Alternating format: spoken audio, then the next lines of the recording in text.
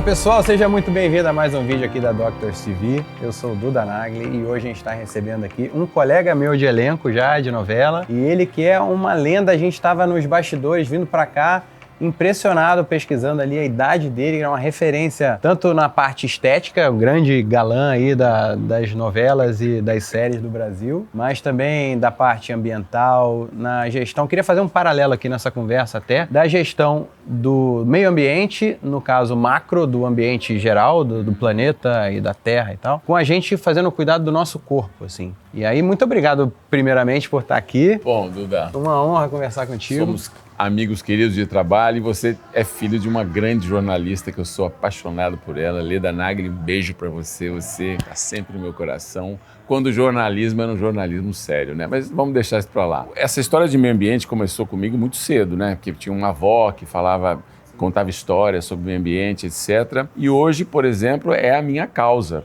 Eu viajo muito pelo mundo inteiro, então eu vejo uma pessoa falar, o Brasil desmata muito. O mundo inteiro desmata muito ao mesmo tempo. Quando está no verão, por exemplo, você vai embaixo daquela árvore ali, é 5 graus mais fresco, com certeza. Imagine o mundo inteiro cortando árvores a cada minuto e essas árvores não existindo mais no meio ambiente e, claro, aquecendo o planeta e causando isso tudo que está acontecendo, essa desorganização do clima. E um clima que era harmônico, mais harmônico, está se tornando cada vez menos harmônico. Porque, como tudo na natureza, são reações químicas e físicas que têm que ser ajustadas. Eu imagino que o planeta, como essas reações químicas e físicas estejam desajustadas, ele tenta ajustar com catástrofes, com sobe aqui, vento ali, coisas assim. E é uma pena, né? Porque você vê, essa história do Pantanal agora é de doer, cara. Um bioma tão rico, que eu visitei quando eu tinha 20 anos de idade, e ver o que ele se tornou por causa dos anos que ele vem secando, a bacia toda vem secando, e a humanidade, os homens, não estão colaborando, porque em vez de... só ficam colocando culpa um no outro. Foi o governo passado, não, foi o fazendeiro. O Código Florestal existe, obedece o Código Florestal e pune os transgressores. Quer dizer, se tem alguém que está botando fogo indevidamente, tem que ser punido, tem que pagar multa. E essa falsa cultura de que o fazendeiro tem que queimar pasto para melhorar o pasto do gado nessa época seca, tudo bem, ele pode até fazer isso, desde que ele não permita que o incêndio se alastre pelas florestas. Então, existe todo um relaxamento na atividade humana. Bom, vou fazer a queimada do pasto, tá bom, mas eu vou me precaver que não aconteça que o fogo passe para as áreas protegidas.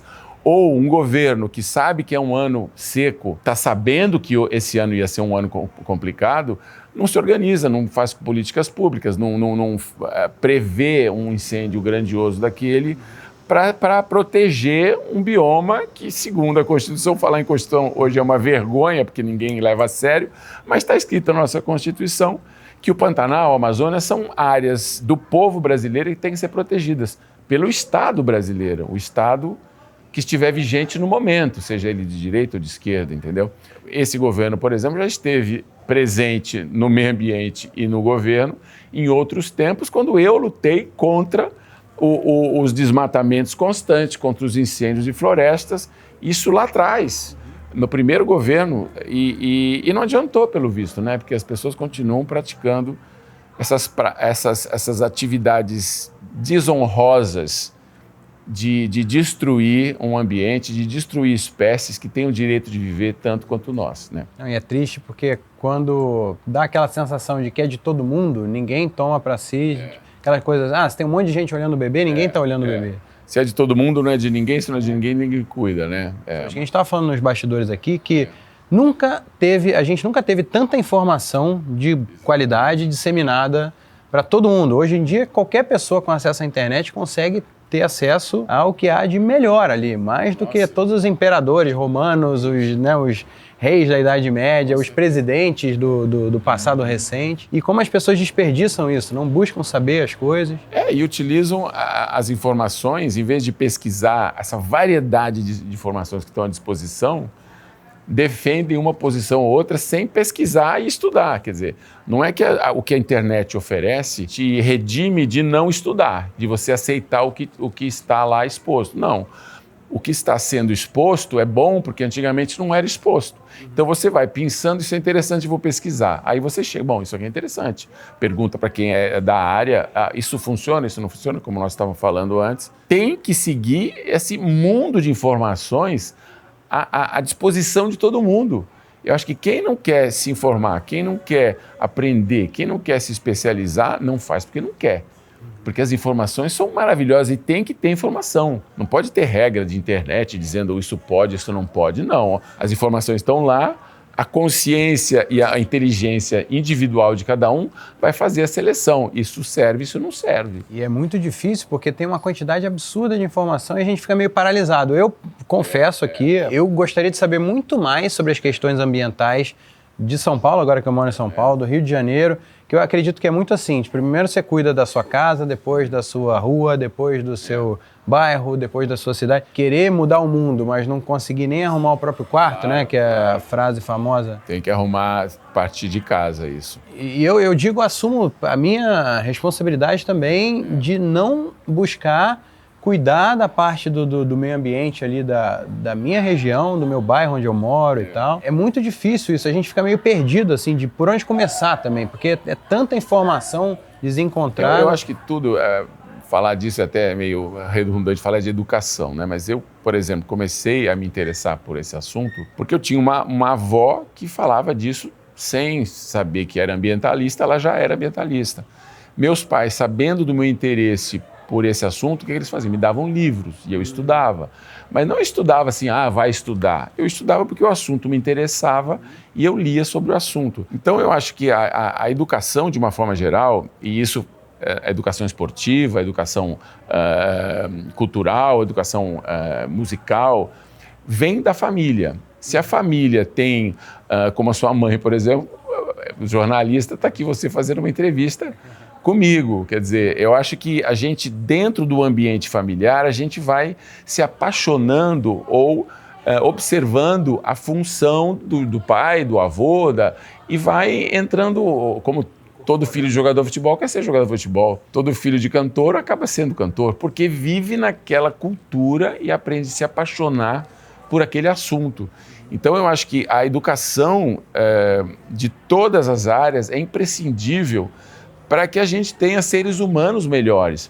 Então, se você não tem uma família que educa, que é naturalmente educadora, você vai ter uma geração de filhos e netos daquela família sem uma raiz, né, para defender, ou para amar, ou para gostar, ou para seguir. Então, no meu caso, o esporte, por exemplo, eu tinha um pai que era louco por esporte. E na altura, eu era garoto, eu não gostava de esporte. Mas meu pai, insistentemente, você tem que fazer esporte. Vai fazer esporte. Aí aquilo na minha cabeça, até que ele me colocava para nadar, para correr, para fazer tudo, como obrigação. Mas hoje eu agradeço ao meu pai porque eu vejo que eu sou fruto do que ele plantou. Eu sou uma semente que ele plantou na educação que ele me deu. E hoje eu não vivo sem exercício, sem pensar em exercício, sem pensar em dieta, sem pensar nessas novas formas que existem de tornar a sua vida, quando mais velho, vida melhor, usufruindo da vida com capacidade de locomoção, com movimento, né? Porque eu estava falando para você que os estudos mostram hoje que o ser humano vai envelhecendo pela falta de movimento. Então ele vai perdendo o equilíbrio, então ele sente que ele tem que se apoiar. Aí ele se apoiando, ele se movimenta menos. Aí ele fica um ser apático. E é o contrário, você tem que exercitar tudo isso que está começando a falhar no seu corpo. A mente, os músculos, a habilidade de andar, de caminhar, de correr, de nadar. E hoje isso está na internet, né? O quanto é importante você se preparar para a idade avançada, porque você pode ter uma velhice boa, agradável, e pode ter uma velhice muito difícil. A gente vê tanta gente aí que não consegue andar, que as doenças todas estão por aí. Então eu acho que a saúde tem que ser um modo de vida. Se você gosta de viver, se você gosta de si mesmo, você tem que se cuidar e se cuidando, tem que fazer exercício, dieta e tudo mais. E a mesma coisa para o ambiente onde você vai viver, porque não adianta também você ter saúde pessoalmente falando, mas você não poder circular no lugar, né? Tanto na parte da violência, que é um mal aqui do Brasil, em especial aqui do Rio de Janeiro, onde a gente está gravando essa... Está o tempo todo com medo de qualquer pessoa que passa perto, você acha que vai ser assaltado. E ao mesmo tempo também, né, dessa coisa da qualidade de vida, você comentou que cada árvore derrubada, o ambiente fica mais desconfortável para você estar, para você degradado, aproveitar. Fica degradado.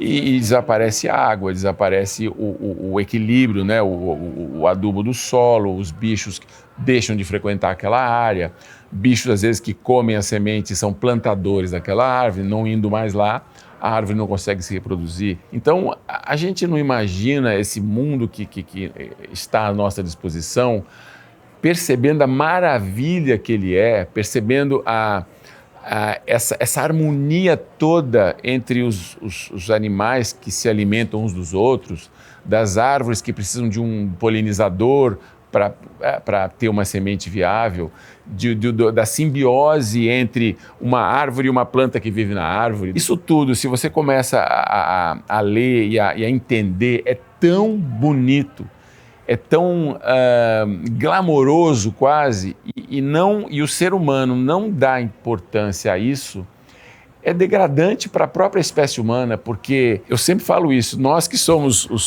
supostamente os seres dotados de inteligência e capacidade de raciocínio, somos aqueles que mais destruímos o nosso bem-estar, a nossa vida, a nossa espécie, e fazendo isso você destrói e inviabiliza a vida de todas as outras espécies que vivem no mundo com a gente, o passarinho, o macaco, o lagarto, a água, a cachoeira. E as futuras gerações também. Pô, sempre, é uma pena. E você que está com a sua filha pequenininha, quer dizer, deve ser muito prazeroso e muito difícil ao mesmo tempo educar um ser vivo para que ele perceba essas coisas, né? Porque ter filho é muito fácil. Agora, educar aquele serzinho para ele perceber o quanto o mundo é lindo, o quanto o mundo é bacana, o que ele pode se tornar um ser bom, ele pode ser um ser ruim. Ele pode fazer bem ao planeta e aos outros e ao próximo e a todos os humanos, ele pode ser um ser que destrua tudo isso. Então, formar a capacidade dessa criança, eu acho que é a tarefa mais difícil e mais honrosa que alguém pode ter. Essa é a sua tarefa, por exemplo, entendeu? Não, eu vou te falar, eu aprendi muito sobre a continuidade a partir da paternidade. Eu não tinha uma noção tão forte de que as coisas continuam, sabe?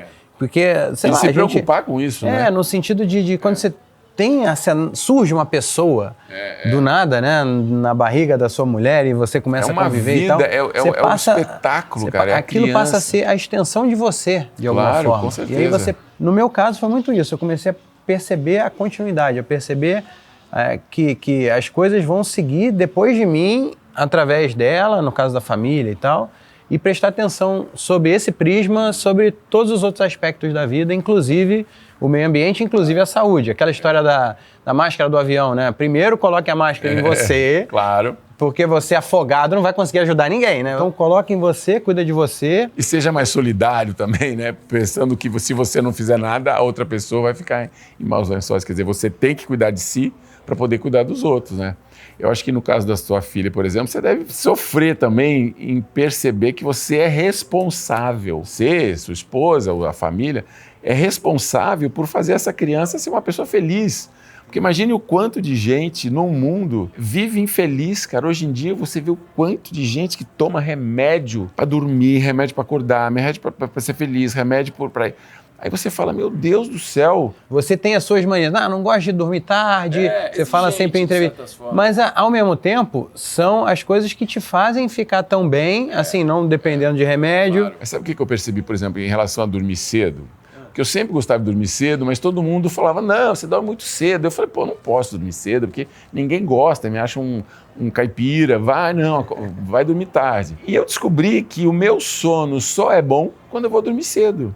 Então, se eu vou dormir 9h30, 10 horas da noite, meu sono é profundo, gostoso, acordo 7 horas da manhã. Se eu durmo depois de meia-noite, eu acordo toda hora, meu sono não é tranquilo, eu não tenho uma boa noite de sono. Quando eu me toquei que, ouve o seu corpo, ouve o seu metabolismo e obedece, não fica ouvindo regras que vêm de fora, e dorme na hora que você tem que dormir. E você estando bem, como você falou, você é capaz de cuidar dos outros, passar as suas experiências para os outros, etc. Mas você dorme bem, você acorda bem. Acordando bem, o teu dia já começa... Tudo é uma maravilha, cara. Cima, Desde né? o dia que você abre o olho, você é feliz, não passou a noite inteira enrolando, entendeu? Eu, quando tinha meus primeiros anos de gravação de novela, que eram anos difíceis, né, de muito trabalho, confesso que eu tomei umas coisas para dormir, mas só me fizeram muito mal os remédios que eu tomava, porque depois você fica viciado e para você sair disso, você tem que ter uma força incrível. A gente fica tentando silenciar com analgésico, café. A gente não se ouve e o corpo está dizendo, não, faz isso não. Ou às vezes você vai fazer uma coisa, o teu corpo fala, olha, não faz isso, você tem a sensação que você não devia fazer. E a gente não ouve isso, está tudo dentro da gente. Por isso que eu acho que fazendo o ser humano se perceber, dar valor a si mesmo, dar valor àquele DNA diferente dos de outros, respeitar as diferenças dos outros, mas exigir também que respeitem o seu individualismo, a humanidade seria uma maravilha, cara, porque todo mundo se respeitaria. E eu acho que o que falta no mundo hoje é educação simples. Não precisa pôr regra, você não pode falar de gente gorda, você não pode falar do LGBT. Por educação, você respeita o outro ser, seja como ele for. E você não discute isso é certo, isso é errado, isso é feio, isso não é feio. Não, cada um é um ser que tem que ser respeitado. É quase como se quisessem impor de fora para dentro, quando seria muito mais fácil você introjetar os valores certos de dentro para fora. Claro. Se você tem o respeito dentro de você, você naturalmente vai se colocar no lugar do outro e não vai querer ofender ninguém, né? E é ruim para você também. Quando você ofende alguém, a pessoa vem e manda aquela energia de volta. E a mesma coisa com o meio ambiente. Se você joga esgoto num lugar, depois você vai querer nadar na praia, a praia está poluída. Aí você vai ficar com micose, com pereba, vai passar mal porque você jogou o teu lixo ali onde você vai nadar depois. Não, é um eterno desrespeito, né? Esse negócio do meio ambiente é muito triste, cara. Por exemplo, alguns anos atrás, quando disseram na mídia toda que os alimentos que a gente estava consumindo já continham microplástico, aquilo me deu um susto. Imediatamente eu fiz campanhas para mostrar para as pessoas que a gente não deveria usar plástico. Eu, por exemplo, quando vou fazer uma compra, eu não carrego o pacote, o lacinho, o plástico, não carrego. Eu carrego a roupa. Se eu vou no supermercado, eu tenho as minhas sacolas sustentáveis e eu sou tão louco que quando eu não levo a sacola, eu falo, então você não vai comprar nada. Não, mas eu preciso de uma fruta, vai ficar sem, entendeu? Não trouxe a sua cesta. Então, no meu carro tem 4 cestas de pano que eu vou fazer minhas compras. Então, quando eu não trouxe, eu não compro. Então, se a gente se colocar nos limites, aquela coisa que você falou no início, se você agir dentro de casa, por menos coisa que você consiga fazer, por menos nociva que seja a sua ação, se você conseguir controlar o que você faz em volta da sua casa, você consegue incentivar que outros façam a mesma coisa. E eu, porque eu tenho a consciência tranquila que eu faço isso, eu tenho quase que o direito de falar, pô, Duda, não faz isso, cara. E é tão simples. E a autoridade, ela vem sozinha, né? A pessoa própria não vai chegar perto de você te dando um monte de coisa de plástico, vai saber como você funciona, já vai antecipar, pô, não vou. Eu tô até culpado que eu tô aqui com um presente para te dar, mas aqui bacana. Você pode usar várias vezes a sacola bonitinha. Aqui tem alguns suplementos. De papel, vai fazer parte das minhas sacolas, deixa eu dar uma olhada, porque tem que, quando você ganha um presente, você tem que olhar, tem que abrir. Ui, cara, maravilha. Shot Energy é como se fosse um energético saudável. Nossa, o máximo. O coenzima Q10 para dar mais energia, proteger o coração. Putz. Ômega 3. Nossa, fantástico. Processo cognitivo, anti-inflamatório natural, vitamina D3. Nossa senhora, eu adoro isso aqui. Tem até um wheyzinho aqui. Creatina. Creatina. Tomo todo dia. Legal. Nossa, obrigado a vocês todos que me deram esse presente. Valeu. Isso aqui é cúrcuma. Pô, como todo dia cúrcuma. Obrigado, hein? Sabia que você ia gostar. Obrigado, Duda. Eu tomo Gostei. direto também. Vou ficar aqui do meu lado agora para não esquecer. E como é que foi essa parte de suplementação para você? Antigamente era mais raro de se ver isso. Você lembra quando você viu chegando essa corrente de dietas mais saudáveis, de suplementação, de cápsula, de pozinho? Eu era da época que a gente ia treinar, a gente tomava caracu com casca de ovo. Então a gente ia antes do treino, passava num barzinho, tomava caracu, batia a casca do ovo e aquele era o nosso whey protein, entendeu? Porque era proteína, não sei o quê, diziam que treinar fazia muito bem e eu treinava com aquilo. Na época que eu comecei a treinar, eu colocava muito peso, me machuquei muito, etc. Hoje em dia, com o conhecimento que você tem, você sabe que você pode treinar mais leve, mais intenso e mais leve. Tem a calistenia, por exemplo, é uma maravilha de treino. Se eu nascesse de novo, eu ia fazer calistenia, porque é só o peso do seu corpo, a agilidade do seu corpo. E a gente percebe o quanto o ser humano é lerdo no sentido de usar as capacidades que ele tem, né? Porque você vê um cara no parkour ou na calistenia fazendo os exercícios que eles fazem e você fala, eu sou aquilo, só que eu não treinei. Se eu treinar, eu posso fazer aquilo. Então é mágico tudo isso. Tem que, sei lá, pular um muro, né? Vai brincando com criança, tem que subir para pular alguma coisa, pegar uma bola quando cai longe, aí você vê o quão atrasado você está nesse sentido. Eu fui aperfeiçoando, lógico, né? Quando começou a aparecer o whey protein, quando começou a aparecer quando começaram a aparecer as dietas diferentes que você podia fazer. E eu, sinceramente, tenho vontade de nascer de novo para fazer isso tudo que está à disposição, que não tinha, né? Então, apesar de ser uma vítima da minha educação, no bom sentido, eu percebo que muita gente não está aproveitando essa informação, como nós já falamos, para comer bem, para se exercitar, para sentir a capacidade que o corpo tem de se adaptar a diferentes formas de treino, para estudar música mais, instrumentos, que tudo são habilidades do ser humano. E o ser humano não aproveita 50% disso. A maioria de nós, talvez eu entenda, porque esteja tão preocupado com as dificuldades do dia a dia, alimentar a família e não sei o quê, vai trabalhar 2 horas no ônibus, 2 horas para voltar, quer dizer, perde-se um tempo inteiro na ineficiência proporcionada pelo Estado. E a gente percebe que as pessoas estão deficientes disso, de olhar para si e ter tempo de estudar. Pô, eu vou guardar essas 4 horas que eu gastaria no transporte público estudando, pensando em mim, pesquisando, cuidando da minha família. Hoje em dia já dá para fazer muito mais isso com audiobook, podcast, até entrevistas como essa aqui, né? Para pegar um exemplo, uma referência legal. Fica a dica aqui para você que fica muito tempo no transporte público, dá uma maratonada aqui. Ou que fica muito tempo inutilmente no celular, né? Porque isso também é o perigo. Quando você vê, você ficou vendo dancinha, abobrinha. Não, e é divertido, né? O pior é que é uma plataforma que você vê as pessoas andando na rua sem olhar para o chão. Você vê as pessoas na academia treinando, mas elas estão mais focadas no aplicativo e no que tem informação ali do que no próprio treino. Eu sacaneio todo mundo, porque eu não levo o telefone no treino. Você não leva? Aí eu falo assim, olha, treino de dedo você faz em casa, não precisa vir para academia para ficar treinando o dedo. Isso aí você pode fazer tranquilamente. E eu tiro o sarro de todo mundo. Porque todo mundo está com o celular na hora errada. No jantar, onde todo mundo vai... Todo mundo fica com o celular. A única oportunidade que você tem de se juntar com um monte de gente e falar e contar das experiências.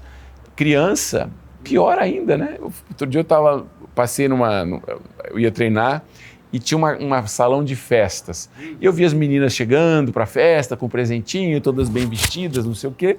Aí no final do treino eu falei, deve estar uma festa maravilhosa. Eu passei assim, olhei todas as meninas sentadas no chão, no celular e vendo uma televisão.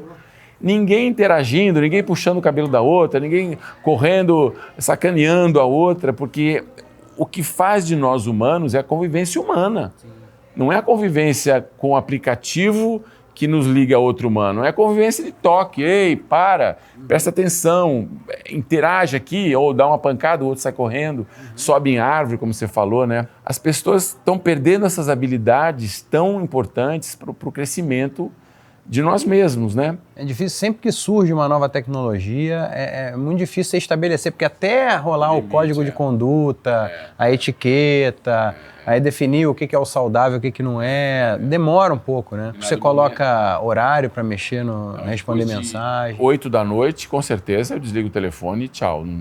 Você desliga? Desliga mesmo? Desligo o telefone. Não tem possibilidade de eu me entreter com nada que seja telefone ou de alguém me perturbar depois daquele horário, que é um horário de respeito, silêncio, que eu vou começar a me preparar para dormir e tal. E durante o dia, por exemplo, na academia, de jeito nenhum. Quando eu vou encontrar amigos, de jeito nenhum. Quando eu só uso quando eu estou sozinho e quando eu tenho que pesquisar alguma coisa ou até me divertir. Mas eu procuro evitar a maior parte do dia. E aí eu deixo o celular em casa, eu deixo o celular no carro. Se toca o telefone, por exemplo, você acha que tem que ser alguma coisa para responder e, no fundo, você está trabalhando para os outros, não está trabalhando para você. Na grande maioria das vezes é uma que não é a urgência de sua. outras pessoas. A urgência não é sua, a urgência é deles.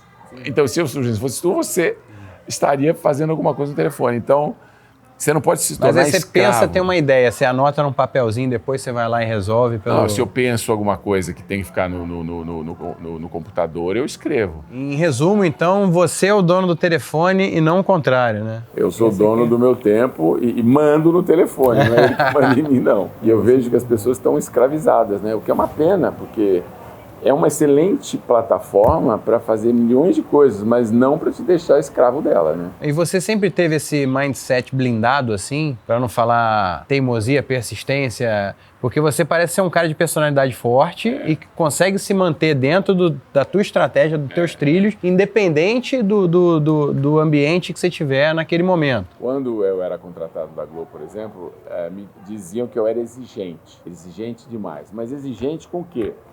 Não era exigente com besteira, era exigente. Eu chegava, o horário era 1 da tarde, 1 da tarde eu estava pronto para gravar. E aí tinha discussões. Ah, mas você não me esperou? Eu falei, não, 1 da tarde é a hora que toda a técnica está pronta para gravar. Os atores têm que estar aqui gravando. Então, muitas vezes eu tinha discussões com colegas porque não tinham a responsabilidade de chegar no horário. Ou, por exemplo, quando faziam 2 personagens, mas você tem que entender que eu faço 2 personagens. Não, você tem que entender que o horário de gravação é 1 da tarde e todos os técnicos estão esperando a sua presença aqui a 1 da tarde.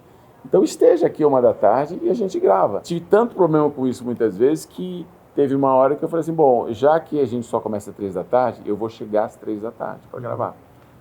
Porque o que adianta ficar aqui 2 horas esperando? Eu podia estar fazendo milhões de coisas, eu chego às 3 horas para gravar. E criou-se um problema, né?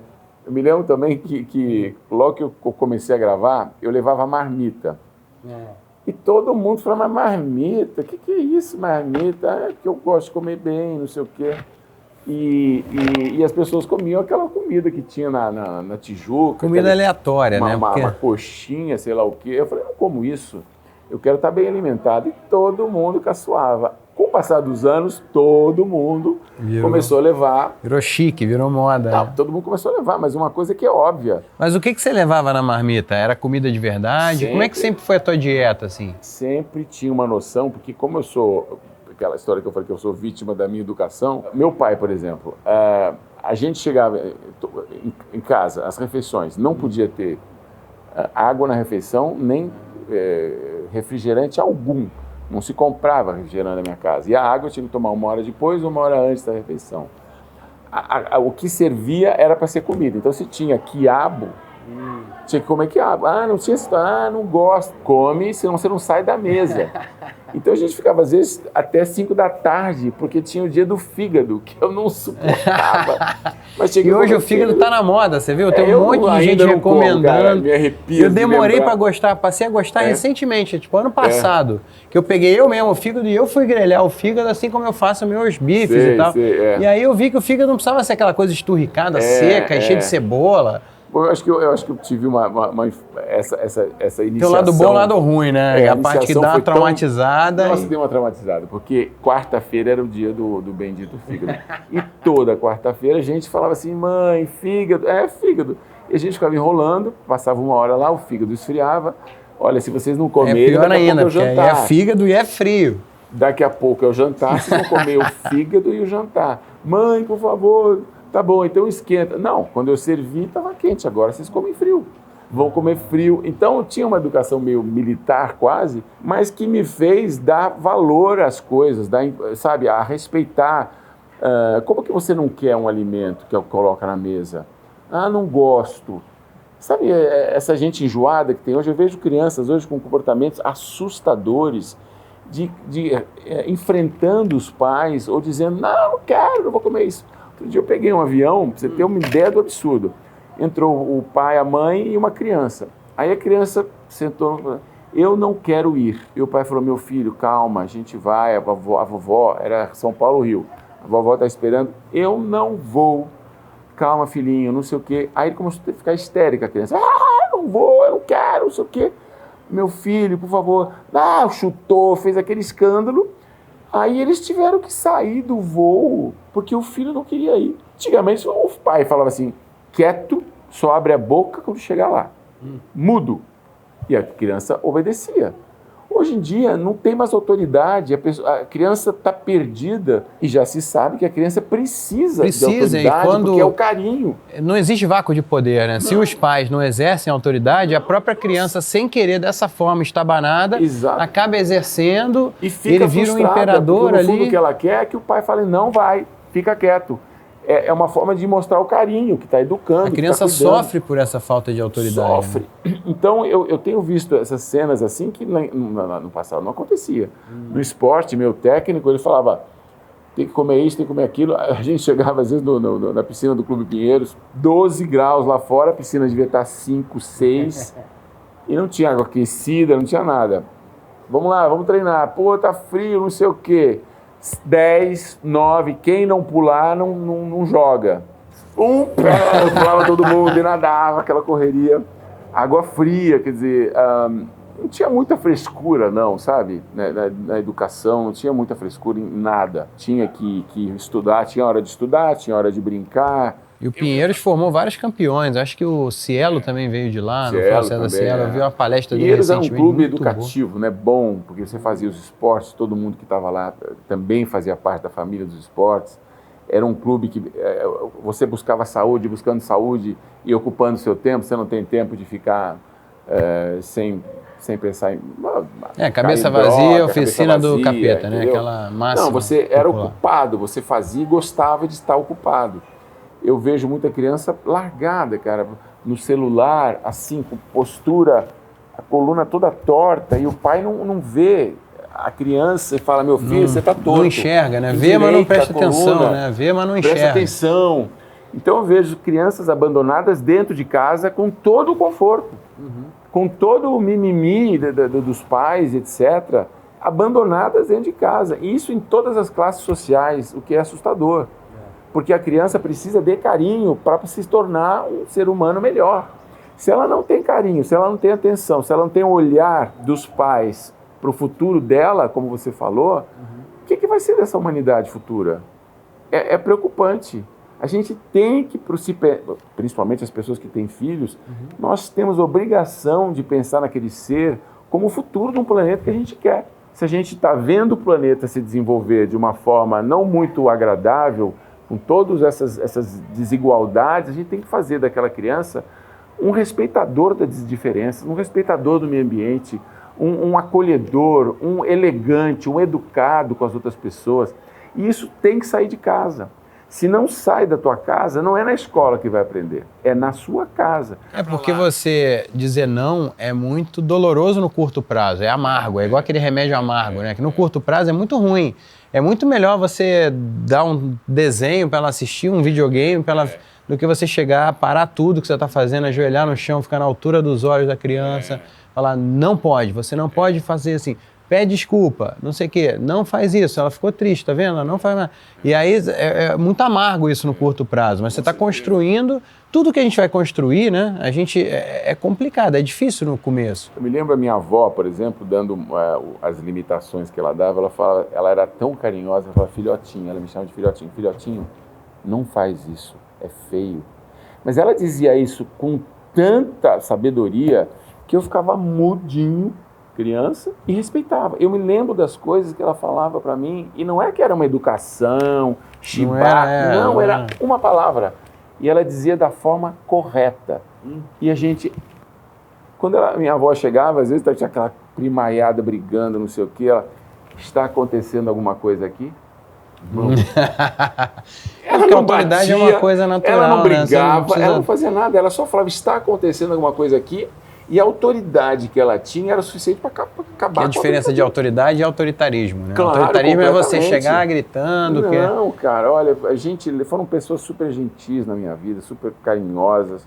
Devo imensamente a minha vida a meus avós, a meus avós, a todo mundo, meus pais, que felizmente não estão mais aqui, mas que percebiam e davam um livro para eu ler, por exemplo, entendeu?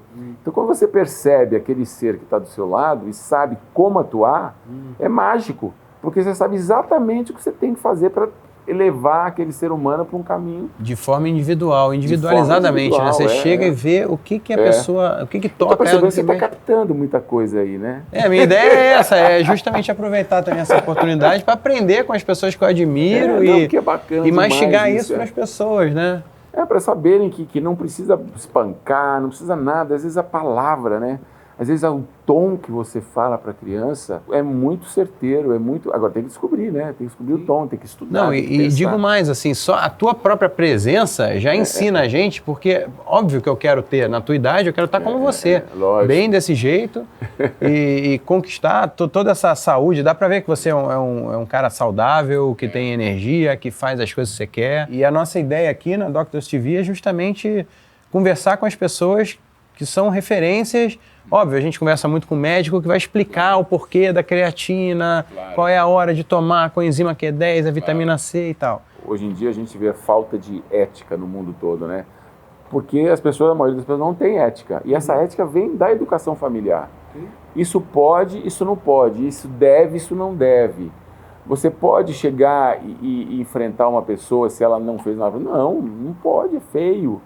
Então, fala até dos 10 mandamentos, que é a coisa mais básica do mundo, não sair com a mulher do outro, não roubar, coisas simples, não tocar na coisa dos outros. Se você... a gula, né? Você querer colocar mais do mundo dentro de você do que você precisa. Então, você vai acabar acumulando mais gordura, sobrepeso, a sua capacidade de ação vai ser reduzida, você vai ter menos, você vai sentir dores, você vai ficar inflamado, né? E aí você vai ter menos vontade de sair, de fazer outras coisas. É coisa dos pecados e das virtudes, né? Como é que você consegue balancear isso? Obesidade, por exemplo, que é uma coisa que hoje em dia, não hoje em dia, sempre eu respeitei uma pessoa obesa. Agora, dizer que é saudável, eu não posso dizer. Não é saudável. Agora, é direito da pessoa querer ser obesa ou querer ser gorda ou ter tantos % de gordura corporal. É o direito de cada um. Agora, eu não posso dizer que é saudável, porque os estudos mostram que a pessoa que tem as veias com gordura, carrega o sobrepeso, terá uma saúde difícil, terá uma velhice difícil. Eu estava fazendo um trabalho há uns meses atrás e ganhei 5 quilos. E eu já vi a diferença que 5 quilos faziam em mim, porque eu não tinha a mesma agilidade. Porque se você começa a ficar sedentário, é muito ruim para a sua vida futura. Você tem que ser uma pessoa ágil. E aí você tem que achar o seu peso ideal para você poder fazer as coisas. Você levanta. Se você está com mais peso, você fala, mais tarde eu faço isso, entendeu? E é ruim. Para quem busca a saúde e uma longevidade na saúde e espero que a minha vida futura, além dos 65 anos, seja uma vida de saúde, de movimento e de aproveitar tudo que eu aprendi para ensinar os outros ou para usufruir do que eu aprendi e usufruir do mundo que está por aí. As pessoas falam, nossa, você viaja muito, mas eu viajo muito porque teve uma fase na minha vida que eu tentava mostrar para as pessoas o que deveria ser feito em relação ao meio ambiente. Eu queria que as pessoas percebessem, mas eu estava deixando de usufruir do que eu conheço. Então, por exemplo, hoje em dia eu não quero mais que as pessoas me ouçam e sigam a minha cartilha. A minha cartilha é uma cartilha que a minha vida me ensinou. Pode não ser a cartilha mais perfeita, mas a cartilha que eu conheço é respeitar todo tipo de vida. Eu não tenho direito de matar um rato, eu não tenho direito de matar Uma borboleta não tem o direito de cortar uma árvore, porque são seres vivos que usufruem desse mundo como a gente. Então, hoje em dia, por exemplo, eu gasto muito do meu tempo vendo esses locais, todos pelo mundo, que estão todos ameaçados pela atividade humana, e existem muitos lugares assim, no mundo inteiro, do Ártico ao Antártico, do Equador, às ilhas longínquas do Pacífico, todos os locais sofrem com a atividade humana excessiva, desrespeitosa, incoerente que nós temos em relação ao meio ambiente. Então, você vai hoje em lugares completamente selvagens que você tem plástico, coisa boiando no Rio Amazonas. Fiquei muito impressionado quando eu fui à Indonésia, porque lá eles não consideram uma garrafa, um pacote de picolé, poluição. Para eles, uma folha caída na praia e uma garrafa é a mesma coisa. E eles jogam mesmo. Nossa. Eu ficava muito impressionado, uns lugares paradisíacos, cheios de garrafa de plástico. A gente catava meia dúzia de coisa e tal, mas eles não tinham essa percepção de que era sujo, que aquilo não brigava esteticamente com eles. E muita gente, esse lixo vai de um lugar, de um país para o outro por causa das correntes. Eu estava agora, uns 3 anos atrás, no Gabão, na Costa do Marfim, no único parque do mundo, no Gabão, onde os elefantes, os hipopótamos, os crocodilos vêm no mar. Os crocodilos não, porque na Austrália também vem, mas os elefantes, os búfalos, eles saem da floresta e vão tomar banho de mar. O hipopótamo entra no mar. É o único parque no mundo que a vegetação e a natureza propicia isso ainda, esse espetáculo da vida natural. Só que você chega na praia, todo o lixo que vem do Atlântico, dos Estados Unidos, do Brasil, está os plásticos todos, garrafinhas, tampinhas, sacos plásticos, e você vê, esse veio do Brasil, esse veio dos Estados Unidos, esse veio do México, porque as correntes vão fazendo os movimentos e carregam tudo para uma praia que não causou aquela poluição. Então a nossa responsabilidade, à medida que eu vou conhecendo os lugares, é conosco e é com os povos que não fizeram o que nós estamos fazendo com o nosso país. A falta de responsabilidade nossa gera um problema para uma outra comunidade em outro lugar do mundo. E é isso que eu tento fazer sempre. Eu tive agora em Angola, por exemplo, eu estava tendo um problema com os elefantes que estavam atacando as plantações e as pessoas queriam matar os elefantes. Me pediram para dar uma palestra, por acaso eu estava lá, tinha lá umas 150 pessoas, aldeões, e eu expliquei a minha vida para eles.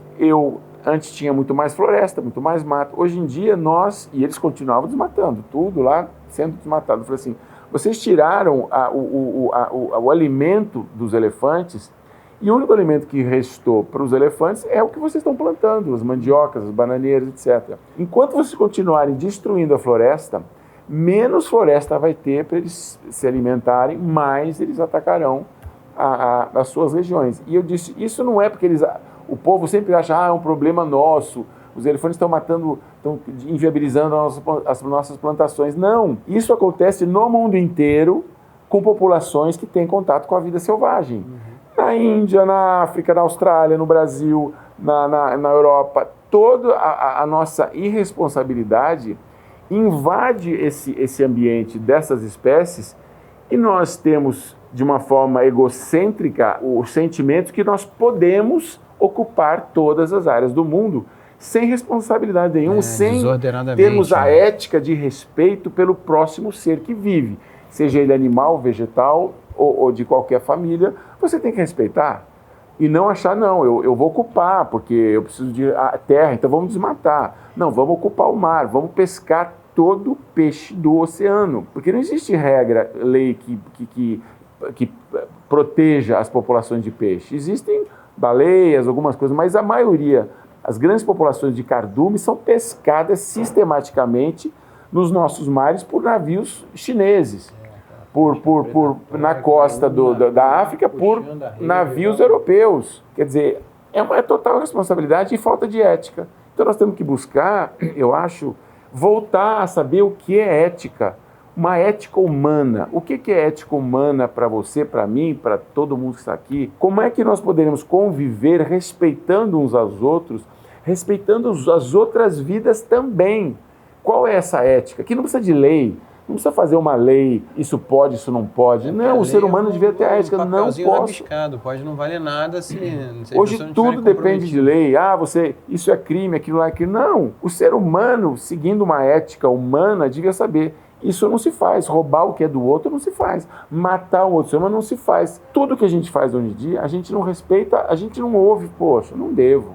Não é legal. Meu pai falava que não é legal, minha avó falava que não era legal. Você sabe que não é legal, mas, no entanto, você quebra a regra. E esse eterno quebrar as regras é que está levando a humanidade para o caos que a gente está vendo. O que é uma pena, porque nós somos os únicos seres supostamente inteligentes com capacidade de raciocínio. Eu não entendo isso. Por que nós não conseguimos resolver esse problema? Os jardineiros de Deus, essa é a visão cristã, né, do ser humano na Terra, que é para expandir e cuidar do planeta todo, das pessoas. Cuida, cara.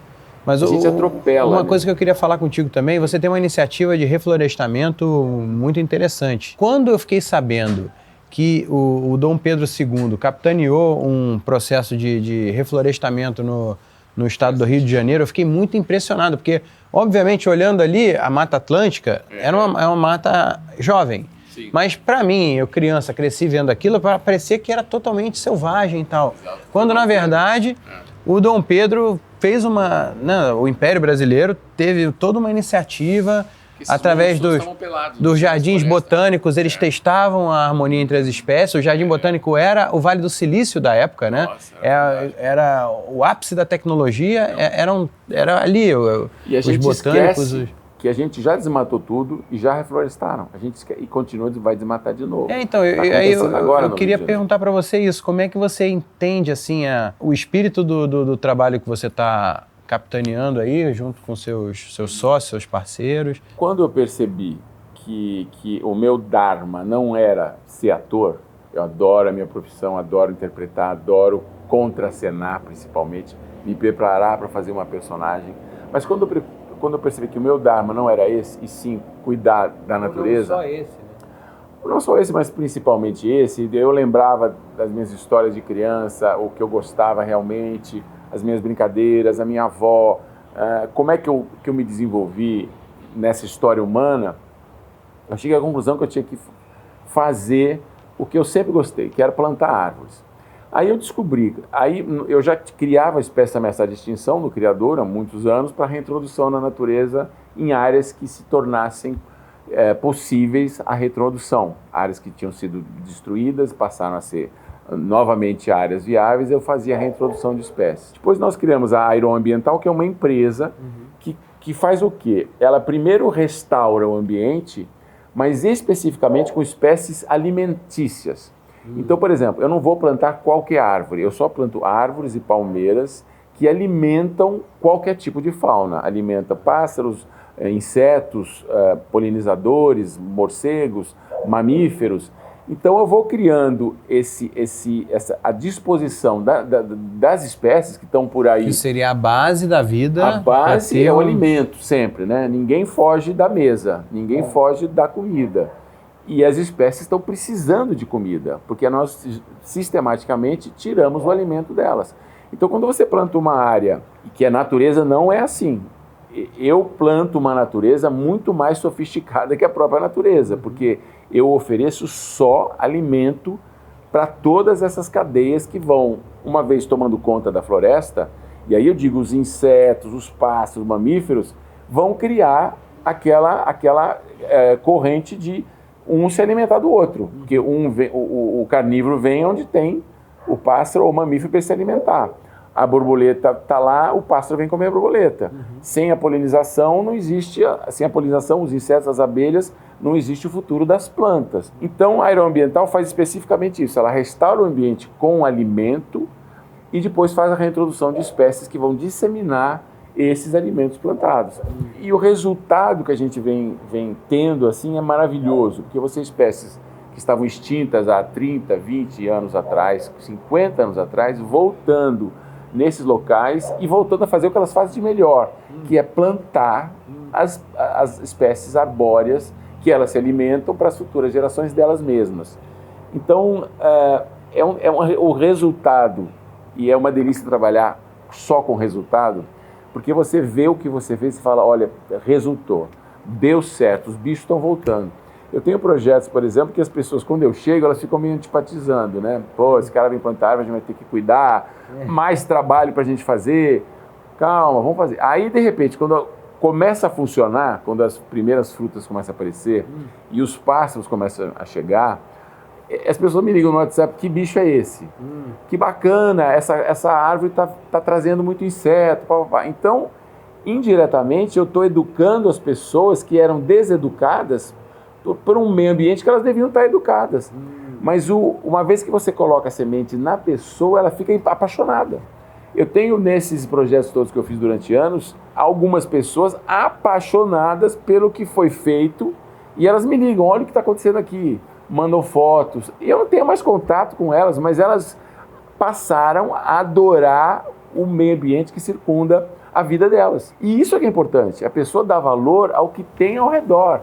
Porque se ela valoriza aquela árvore, valoriza essa palmeira, valoriza o alimento que está ali, que ela viu o pássaro ali, ela vai se preocupar com o vizinho, ela vai se preocupar com a cidade, com a vila, com o estado, com o país, com o mundo. É a única solução. Joga a luz do conhecimento, a pessoa, aquela coisa que parece todo um emaranhado verde, Nossa sem forma, Senhora.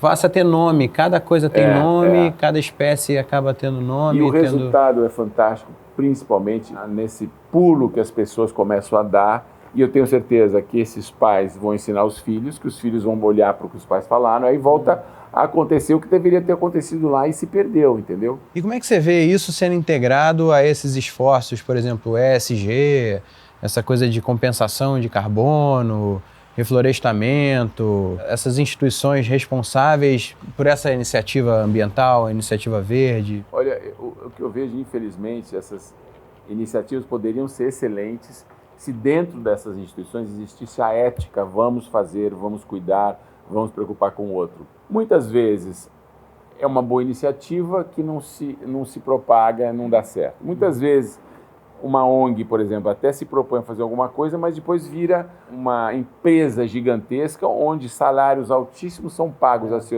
aos seus presidentes, etc., onde um presidente anda de primeira classe numa companhia aérea. Eu sou contra isso. Uma ONG, ela tem que se preocupar com as tarefas que ela tem que se preocupar. E não aumentar o salário dos executivos dela e fazer com que eles vão essas reuniões todas pelo mundo de primeira classe de avião. Está errado. Não é o princípio da ONG. E depois se avaliar, né? Tem muita ONG... eu acho muito difícil saber qual ONG ajudar, porque eu lembro de um artigo que eu li que me marcou muito, que é 70% do orçamento da ONG é para manter a ONG, 30% é para ajudar a causa. A cada R$100 você dá para a causa, 70% é para manter a ONG, mas isso é uma grosseria. Você tem que olhar no escopo da ONG e ver quantos por cento é atividade fim e quantos por cento é atividade meio. Mais de 30% de atividade meio não serve, porque aí eles estão gastando na estrutura da ONG. A estrutura da ONG tem que ser enxuta, pequena, e as ações da ONG têm que ser grandes, poderosas, vigorosas. Então, e as ONGs estão se perdendo nisso, porque se você vai ver a contratação, 70% do orçamento está na contratação, na manutenção de pessoas trabalhando para a ONG.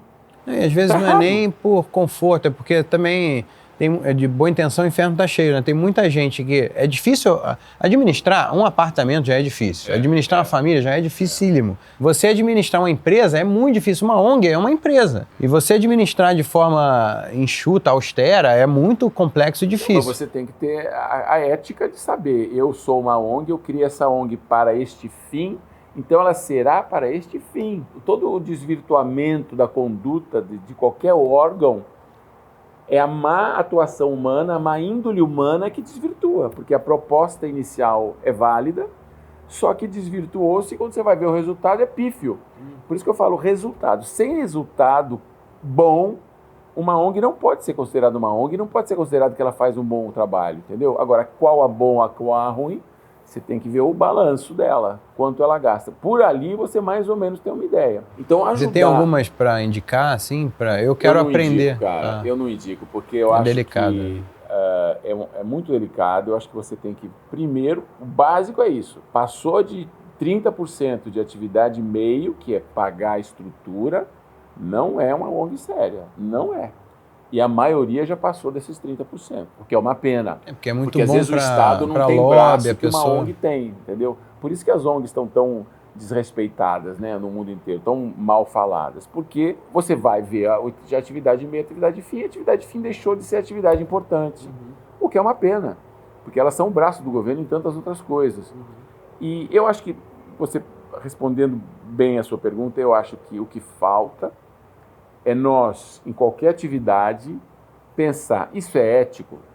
Isso é bom para o próximo? Isso é bom para mim? Eu estou pensando no geral, eu estou pensando no meu país, estou pensando na minha comunidade, estou pensando no mundo. Porque você também não pode só pensar na sua comunidade e não pensar no mundo. Isso faz bem para mim, faz mais mal para o resto do mundo. Então eu vou jogar um lixo aqui que vai parar na África, mas o lixo não está aqui, eu vou continuar fazendo. Não! Mesmo que não atinja você, atinja alguém em outra parte do mundo. O desrespeito com a pesca, o desrespeito com a poluição, o desrespeito com o óleo que vaza das grandes empresas, o desrespeito, às vezes, de comunidades pequenas que atuam também.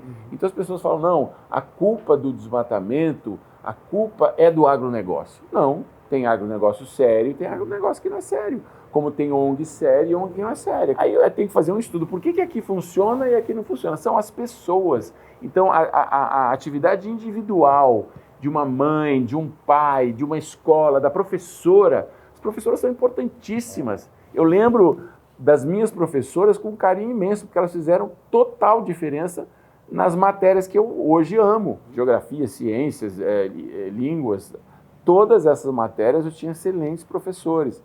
Então, se você de fazer uma excursão, às vezes você aprende muito mais fazendo uma excursão e vendo as coisas do que você na sala de aula só ouvindo e lendo. Professores bons conseguem segurar a atenção dos alunos. Professores apaixonados pela profissão, não professores que não estão ganhando bem, que têm de vida difícil e tal. Professor que estudou aquilo, gosta do assunto, faz todo mundo abaixar a orelha e ouvir, né? Eu tinha professor de história, por exemplo, que eu não queria perder a aula dela, porque a cada aula de história era um filme. Então eu ficava ouvindo e ela falava de coisas, às vezes maçantes, mas interessantíssimas da forma que ela contava. Porque tudo que tem no colégio é interessante na premissa, senão não estava lá. Claro. A grade toda foi montada por coisas interessantíssimas. Aí a diferença é quem vai passar a mensagem, como essa mensagem vai ser passada. Professores bons fazem toda a diferença na educação de uma criança. E eu imagino que eles tenham que estar felizes também, né, para passar e estudar também, né, porque ser professor é uma coisa, é uma responsabilidade, como a responsabilidade do pai é imensa num certo momento, a do professor também, né, de saber que aquela criança que foi educada em casa merece toda a atenção, e ela tem que reger aquela orquestra para que aquele grupo funcione como classe, né? E você como professor, você já se imaginou nessa posição assim? Porque você fala muito bem sobre as causas que você acredita, igual tudo que você falou do professor bom, você tem isso quando você está falando principalmente quando você está falando dessa sua vocação. E hoje em dia, com a internet, a gente consegue criar muita coisa, tanto de documentário, rede social, webdoc, programa de TV, consegue fazer uma coisa meio infotenimento, muito forte, né? Eu acho que o apaixonamento de cada um, seja ele qual for, cada área é diferente, se você tem um apaixonamento, você tem o dom, você sabe falar e você sabe fazer as pessoas te ouvirem, as pessoas gostarem do assunto que você tem para propor. Em qualquer área. Bom, para fechar, eu queria perguntar, essa iniciativa voltando para a parte ambiental, que uma coisa que eu quero muito saber é em relação a esses esforços de agrofloresta, da plantação sendo conduzida de forma integrada, para você precisar usar menos defensivo, menos agrotóxico, porque as próprias espécies se regulam, inibem ali a proliferação de praga. Como é que você está vendo essa iniciativa de agrofloresta aqui no Brasil? Olha, eu acho a ideia ótima, mas na prática, o que se está se plantando é o empobrecimento de uma floresta, né? Porque quando a gente pensa numa Mata Atlântica, numa Amazônia onde tem milhares de espécies botânicas, etc., a pessoa quer simplificar um modelo de agrofloresta com 10 mudas de árvores, com algumas frutíferas, algumas plantações de milho, batata, etc., ela não pode pretender que ela está fazendo uma floresta. Ela pode fazer, de alguma forma, estar colhendo de forma menos agressiva culturas que talvez que não usem agrotóxico, essa coisa toda. Só que os grandes fazendeiros, e isso, de novo, tem bons e ruins, tem muita gente usando pó de pedra. em vez de usar adubo químico. Tem muita gente no Mato Grosso fazendo isso. Então, as grandes fazendas não podem ser vilanizadas.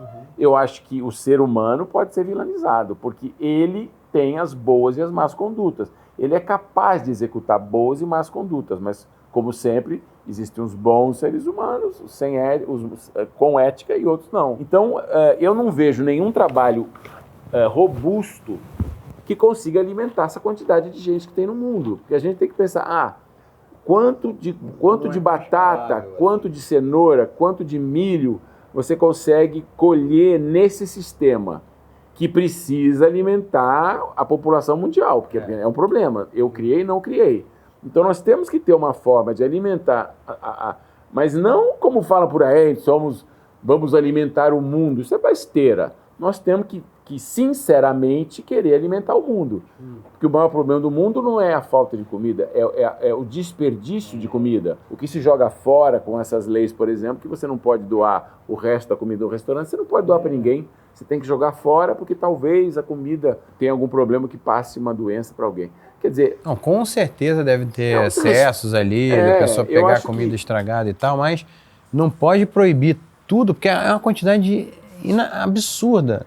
Você vai explicar para a minha filha mesmo, ela pergunta, você fala, não, filha, não pode, a gente não pode doar essa comida. E aí ela fica com aquela cara de calculando ali, mas como assim? Tipo, essa quantidade inteira de comida. Gente, só isso, essa informação de que tem milhões de pessoas passando fome e você joga fora uma batata, meia batata, era para doer, para queimar a tua alma de responsabilidade, porque tem as pessoas que não têm nem meia batata para comer. Então esse desperdício que muita gente deixa comida no prato. Cara, você vai comer, põe uma quantidade que você sabe que vai comer. Agora não põe uma quantidade que você depois deixa. Se você deixou, aquela comida deixou de ser utilizada por outro ser humano. E tudo, né? O desperdício nesse sentido é geral. E isso é que eu acho problema. Mais do que a agrofloresta, eu acho interessante a iniciativa, mas precisa, e acho que sem floresta o mundo não tem futuro. Então a primeira coisa, devia parar de cortar floresta. No mundo, parar de cortar floresta. E segundo, plantar floresta. E nessas áreas abandonadas, que já foram desmatadas, aí sim fazer trabalhos de restauração, com plantio de outras coisas. Mas cortar a floresta, jamais, em tempo algum. Tem pessoas no Congresso que querem aumentar a área desmatada. Não pode. Nós já fizemos um código florestal há 15 anos atrás, que eu lutei contra algumas cláusulas, mas foi aprovado. Foi aprovado aquilo porque somos uma democracia. Então vamos obedecer a regra. Não, eles querem aumentar um pouco mais. Então não é um código pétreo. É um código que pode ser mudado ali a outro governo. Isso é um lado complicado do Brasil, é que nenhum contrato vale, nenhuma lei vale, tudo é provisório. Não vale nada, cara, não vale nada, então não tem regra. Agora, se as pessoas obedecessem o Código Florestal, se o Estado prendesse a bandidagem, que é a ilegalidade toda que gerem os incendiadores, os garimpeiros ilegais, os grileiros ilegais, se tivesse lei que punisse essa turma, nós já acabaríamos com um grande problema. Mas não tem. Entra governo, sai governo, os mesmos, que com certeza os chefes estão em Brasília, coletam ouro, mandam ouro para o exterior sem que o Brasil ganhe um tostão com isso, cortam floresta sem que o Brasil ganhe um tostão com isso, peixe, todos os nossos recursos naturais vazam pelo ralo, pela ilegalidade que não é controlada pelos órgãos de controle. Então entra um governo, ele tem que se preparar. Bom, é um ano que vai ser seco, nós vamos ter cheia, nós vamos ter isso, vai ter aquilo, tem os povos nativos, tem isso, tem aquilo. Deixar de fazer o mimimi todo e trabalhar, de fato, eticamente, para que o meio ambiente seja preservado, para que as pessoas tenham uma vida melhor. Mas isso depende de ética, que é difícil graduar a ética. O que é ética para você, para mim, para ele? O que é ética? Então, a humanidade vai ter que aprender a ser ética. Em algum momento, se ela tiver essa oportunidade de fato, se ela não conseguir destruir com o vigor que ela destrói os recursos naturais, talvez seja tarde demais, né? E aí, voltando para o mote principal aqui da nossa conversa, falando da ética humana, né? Como é que você faz para administrar ali as tuas refeições, os teus excessos. Na correria do dia a dia, você tem um monte de compromisso profissional, tem agenda de gravações, tem que decorar o texto, e ainda tem que estar esteticamente. Você sentia uma pressão assim para, o pessoal toma... Eu acho que eu nunca senti pressão. Existe uma pressão minha, né? Existe, por exemplo, como eu falei no começo, eu sou meio que vítima da minha educação, porque eu gosto de fazer dieta. Então, de 2 em 2 meses eu mudo a minha dieta, a vida inteira. Então eu tenho um nutricionista que me acompanha, ele fala, agora você precisa melhorar nesse sentido. Você fez uma dieta assim, focada na proteína, você vai fazer agora uma dieta no carboidrato, ganhar massa, não sei o quê. E eu procuro fazer dieta porque eu sou apaixonado por dieta. Porque é uma dieta de se alimentar bem, não é uma dieta de restringir alimento. É uma dieta de se alimentar bem. Toda a minha dieta, tem dietas que eu faço, às vezes eu falo, nossa, como eu estou me alimentando demais, eu não estou conseguindo comer. Porque ela fala, você tem que comer 200 gramas disso, 150 gramas daquilo nesta refeição. Mas é uma liberdade você saber, com a dieta, bom, eu estou alimentado. Então tudo que você comeu naquela refeição te alimentou. Tudo que eu comer a mais é excesso. Então você sabe se você está comendo excesso ou se está comendo o que te alimenta. E é libertador porque você não tem que ficar pensando o que você vai comer. Já está lá separado para você, já foi, a estratégia está montada, é só seguir o plano. Aquilo que eu falei de ir num restaurante, ter que olhar um cardápio. Eu olho aquilo, eu vejo monstros, eu vejo serpentes, eu vejo coisas horríveis, porque eu não consigo imaginar o que eu vou comer, porque eu tenho que pensar quanto será que tem disso de carboidrato, proteína. Se alguém chegasse assim, hoje à noite você vai comer isso. Sua marmita já está aqui selecionada, já está pesadinha. Quando eu era modelo em Milão, eu ia sempre num restaurante que eles olhavam para minha cara, você está com a cara meio cansada hoje. Hoje você vai comer isso. Os italianos me davam o menu, entendeu? Então eu ia sempre lá. Então eu chegava... Hoje você está com a cara muito boa, você vai comer esse especial da casa, blá, blá. Então eu ia todo dia, porque era um cuidado, é um carinho. O alimento é um carinho para a alma, né? O alimento é um carinho para o corpo. Se você come bem, coisa que te faz sentir bem, o teu intestino funciona bem, o teu sono funciona bem, o teu organismo de uma forma funciona bem, a tua atividade fica mais fácil, você aprende melhor. É o poder libertador da disciplina, né? Porque tem gente que encara a disciplina como um carrasco, uma coisa que vai te escravizar. E pelo contrário, eu sou como você, eu imagino que tá tudo dentro da estratégia liberta. Muito mais fácil levar a vida na disciplina do que levar a vida assim... de uma forma... No modo shuffle, cada hora vem uma coisa. E se você se organiza, você tem tempo para treinar, você tem tempo para estudar, você tem tempo... E você define o seu tempo, né? A gente tem que ter a capacidade de definir o nosso tempo e as prioridades na sua vida. Saúde é uma prioridade na minha vida, com certeza. Então eu preciso, para que eu funcione em todos os outros... as outras atividades, eu tenho que me alimentar bem. Eu tenho que exercitar. Eu tenho que estar me sentindo bem para fazer tudo bem. Sou exigente, sou Caxias, cara, eu sou chato, eu acho. Eu acho que não sei se todo mundo tem a capacidade de ser tão certinho assim, como leva a vida, sabe? Eu acho que precisa ter uma disciplina violenta para poder fazer tudo isso. Mas eu acho que a disciplina é importante também para o ser humano, para a vida organizada melhor e tal. Ter e não precisar do que precisar e não ter. Claro, você conhece essa frase? Claro. Isso vai para tudo que é de preparação e tudo. Porque aí você consegue... É muito mais difícil você construir a disciplina depois de ter uma vida caótica durante muito tempo do que você flexibilizar para poder comer uma sobremesa a mais num dia que você quer abrir uma exceção. Sabe que não é um fardo. Não, vai fazer dieta, você sabe, não, hoje eu comi bem, eu vou comer um cheesecake, que é uma coisa que eu adoro, ou tomar um vinho, que também engorda, mas eu também não vou me entregar ao deleite de beber vinho, porque não... Fora de hora, né? Eu nunca fiquei bêbado na vida. Eu com 65 anos nunca fiquei bêbado. Nunca saí, nunca. Nunca foi escoltado ali de volta para casa, acordou no dia seguinte e falei, cara, como é que eu cheguei aqui? Ao contrário, eu sempre levava os amigos bêbados chatos, né? Porque começa a ter carência, não sei o quê. Enfim, colegas nossos também, em situações difíceis.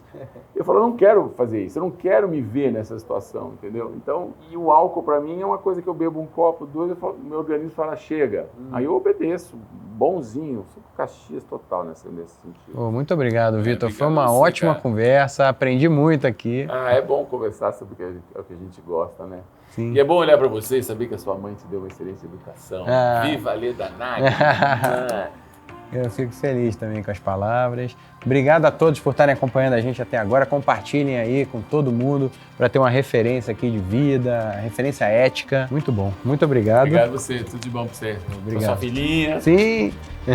É duro, vendo do cá, hein? Eu espero que ela daqui a alguns anos assista essa entrevista Ui, e vai fique gostar, vai feliz gostar, ali com o resultado. certeza. Pô, Dê papai, umas dicas aqui pro teu pai. Papai. Se ele ficar meio exigente demais com você, perdoa. tá aqui a fonte. Valeu, pessoal. Até a próxima. Tamo junto.